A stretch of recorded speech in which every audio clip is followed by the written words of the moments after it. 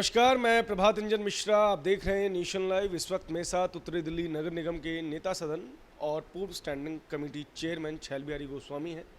छैल बिहारी गोस्वामी द्वारा लगातार क्षेत्र के अंदर सड़कों का निर्माण और उसका उद्घाटन करवाया जा रहा है।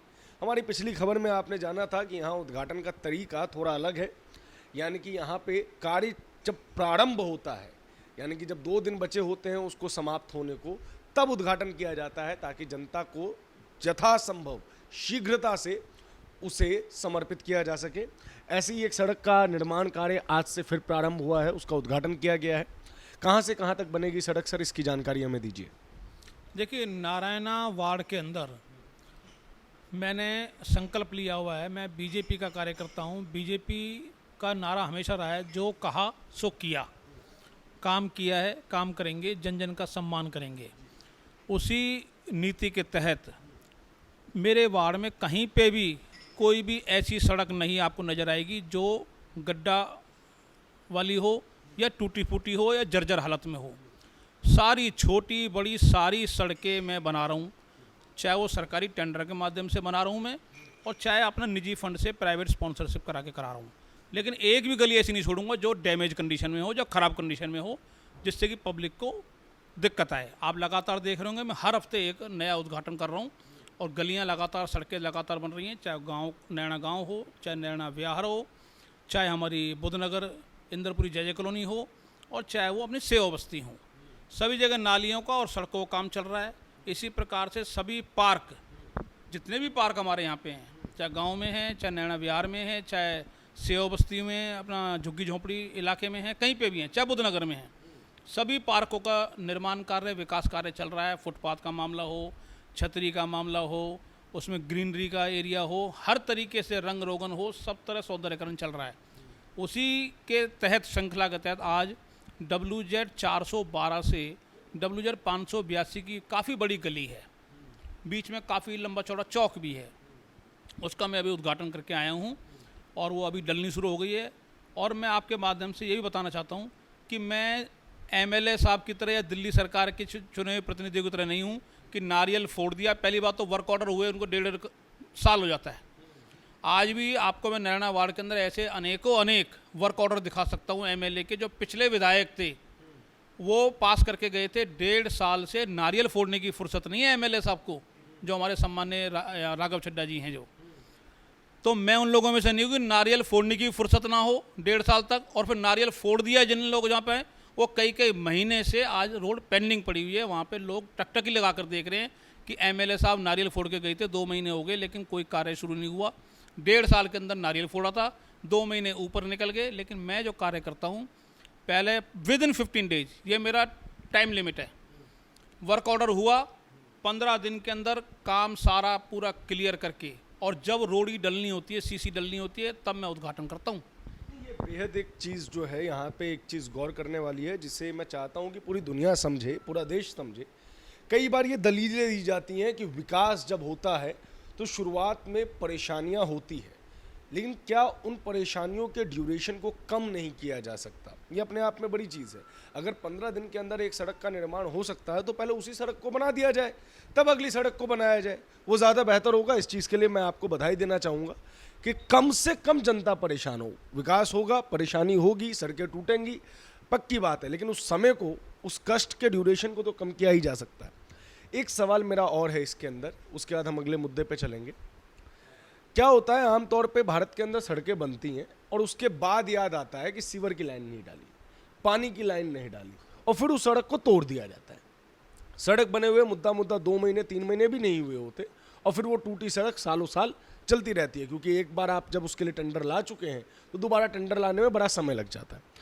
आप लोग जब यहाँ कार्य कराते हैं तो इस चीज़ का ख्याल रखते हैं कि पहले इस गली के अंदर सीवर वगैरह डल गया हो? बिल्कुल, इस चीज़ का मैं पूरा ध्यान रखता हूँ, और अपने अधिकारियों के माध्यम से MLA साहब के ऑफिस में पता करवा लेते हैं कि आपकी कोई योजना है, कोई जल बोर्ड की पाइपलाइन डालने की योजना है, सीवर लाइन डालने की योजना है, या कोई और रिपेयरिंग वर्क करना है आपको सीवर लाइन में या जल बोर्ड की पाइपलाइन में। मैं पहले इंक्वायरी करवा लेता हूँ। इंक्वायरी कराने के बाद जो वहाँ उस क्षेत्र के जो निवासी हैं, उस गली के चौक के, उनको सबको एक बार मैं सलाह करता हूँ कि आप एक बार पता कर लीजिए। मैंने तो पता कर लिया है, आपका कोई भी एमएलए से संबंधित कोई विकास कार्य होने वाला हो तो मैं इस कार्य को थोड़ा सा डिले कर सकता हूँ। जब ये सारा पुख्ता करने के बाद, अब इस 2 जगह ऐसा हुआ है, उन्होंने मेरे को इन्फॉर्मेशन दी एमएलए ऑफिस ने कि यहाँ पे कोई हमारी व्यवस्था नहीं है, ऐसी कुछ नहीं करने जा रहे, लेकिन बाद में पता लगा कि वो सिविल लाइन डालने की योजना बन गई उनकी। तो ये बड़ा दुर्भाग्य है कि वो झूठी रिपोर्ट देते हैं, गलत रिपोर्ट देते हैं। लेकिन मैं फिर भी निवेदन करूँगा आपके माध्यम से कि कृपया करके हमें सटीक जानकारी दें, जिससे कि पब्लिक को भी परेशानी ना हो, हमें भी परेशानी ना हो, सरकार का पैसा बेकार ना जाए। या मैं निजी फंड से पैसा खर्च कर रहा हूँ, वो मेरा निजी फंड भी कहीं ना कहीं पैसा तो है ही ना, तो वो बर्बाद ना हो। पैसा बर्बाद नहीं होना चाहिए, ये बेहद ज़रूरी है। आपने पार्क की बात की, मैं जानना चाहता हूँ कि आपके यहाँ एक मॉडल पार्क है, मैं उसको देख के आया हुआ हूँ। वो पार्क मुझे लगता है कि जब जनता के बीच में जाएगा, उसकी खबरें पहुँचेंगी तो शायद दिल्ली का नंबर 1 नहीं तो नंबर 1 से 10 के बीच में उस पार्क की रैंकिंग ज़रूर आएगी। हाँ, इंफ्रास्ट्रक्चर को देख के, उस पार्क के अंदर जो इक्विपमेंट्स है उसको देख के, बशर्ते उसको नंबर 1 की पोजीशन अगर दे दी जाए तो अतिशयोक्ति नहीं होगी। उसका उद्घाटन कब करेंगे आप लोग? जल्दी ही आपके बीच में उद्घाटन होने वाला है। कुछ छोटा मोटा एक कार्य रह गया था, वो कार्य पूरा हो जाएगा 2-3 दिन के अंदर, तो जल्दी ही उसको जनता को समर्पित किया जाएगा।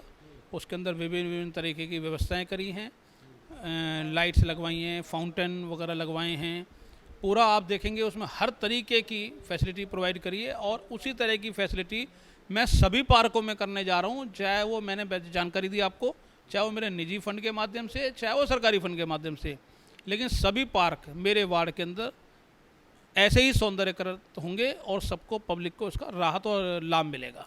सबसे अच्छी बात उस पार्क की है, हालांकि उस पार्क का मैं नाम नहीं ले रहा हूँ क्योंकि जिस दिन वो स्टोरी मैं लेके आऊँगा आप खुद ही कहेंगे कि वो पार्क जैसा है वैसे ही पूरे देश के अंदर पार्क्स का निर्माण होना चाहिए। जो सिक्योरिटी सिस्टम है वो बहुत ही गजब है और वहाँ पे जाएंगे आप तो बिल्कुल रिलैक्स फील करेंगे।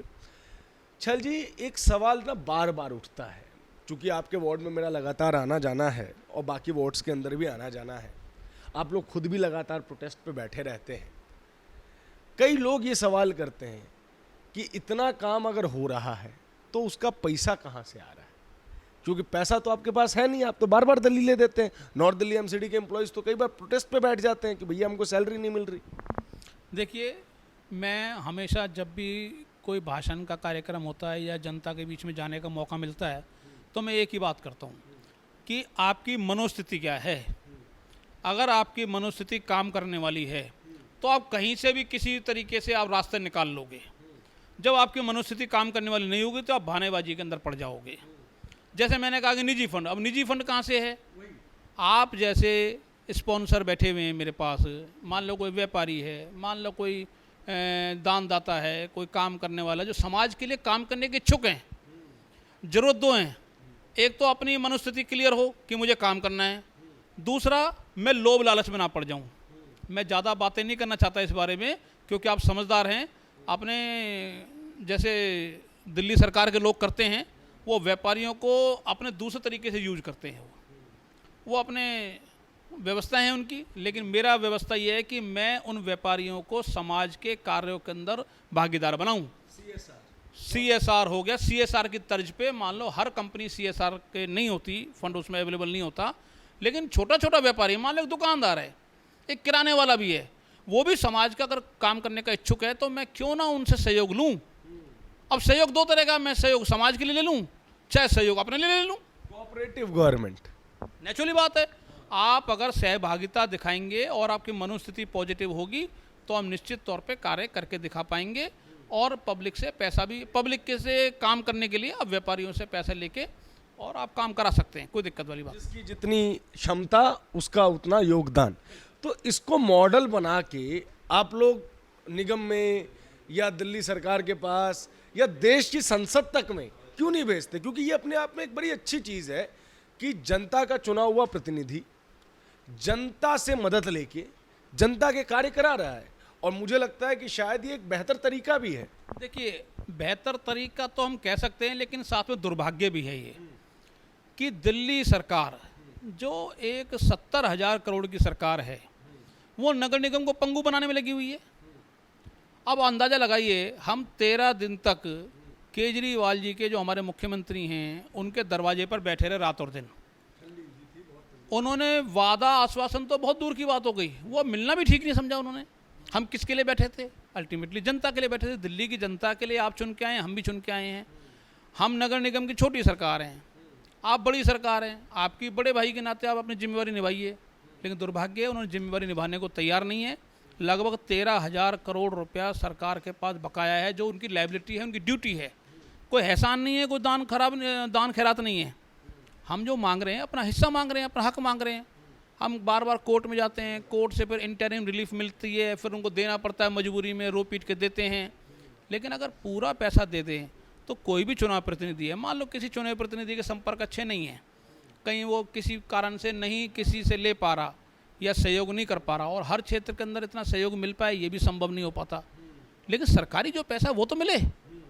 अल्टीमेटली विकास के कार्य बाधित तो हो ही रहे हैं। विकास कार्य कहाँ से होगा? पैसा से होगा। और पैसा कोई ऐसा तो नहीं दिल्ली सरकार अपनी जेब से देगी, केंद्र सरकार दिल्ली सरकार को देता है। ये संविधान की व्यवस्था है, लेकिन वो संविधान की व्यवस्था को मानते नहीं है। ये हमारा दुर्भाग्य है दिल्ली का कि लोगों ने उनको सिर ताज पे बिठाया, लेकिन वो तो शहंशाह बन के बैठ गए। हाँ, इतना ज़रूर है, एक बहुत बड़ा काम कर रहे हैं वो, बढ़िया टॉप के विज्ञापन जरूर लगाते हैं वो पब्लिक को गुमराह करने के लिए। लेकिन नगर निगम को पैसा नहीं देंगे, क्योंकि नगर निगम भाजपा शासित नगर निगम है, ईमानदारी से कार्य कर रही है, जनता की सेवा में कार्य कर रहे हैं।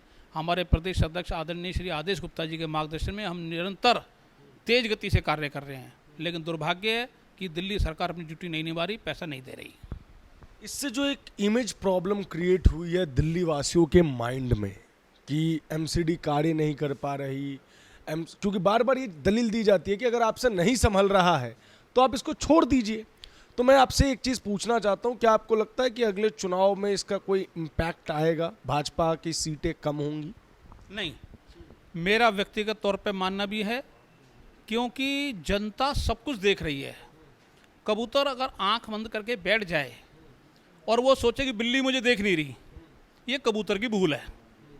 इसी प्रकार से मैंने एक एग्जाम्पल दिया है कि अगर दिल्ली सरकार ये समझ के बैठी है कि जनता को हम इनका पैसा रोक देंगे नगर निगम के तो जनता इनसे नाराज़ हो जाएगी, नहीं, जनता को अच्छी तरह भली भांति परिचित है। जनता इनसे, इनके कारनामों से परिचित है, इनको समझ चुकी है कि दिल्ली सरकार अपनी ड्यूटी नहीं निभा रही, संवैधानिक जिम्मेवारी नहीं निभा रही। तो निश्चित तौर पे भाजपा को आशीर्वाद संपूर्ण तरीके जैसे पहले मिलता आया है वैसे ही जनता देगी दोबारा से, और इन लोगों को सबक सिखाएगी। बहुत बहुत शुक्रिया सर हमसे बातचीत करने के लिए। ये थे हमारे साथ उत्तरी दिल्ली नगर निगम में नेता सदन और पूर्व स्टैंडिंग कमेटी चेयरमैन छैल बिहारी गोस्वामी, जिनके यहाँ लगातार उद्घाटन के कार्यक्रम चल रहे हैं। इनके यहाँ से हमें कई बार फ़ोन आता है, हम पहुँचते भी हैं। हमें अच्छा लगता है कि अगर जनता के लिए कोई कार्य किया जा रहा हो तो उसे जनता के समक्ष प्रस्तुत किया जाए। इस वीडियो पर आपकी क्या प्रतिक्रिया है कमेंट बॉक्स में ज़रूर बताएं। देश और दुनिया की सभी बड़ी खबरों के लिए हमारे साथ बने रहें। धन्यवाद।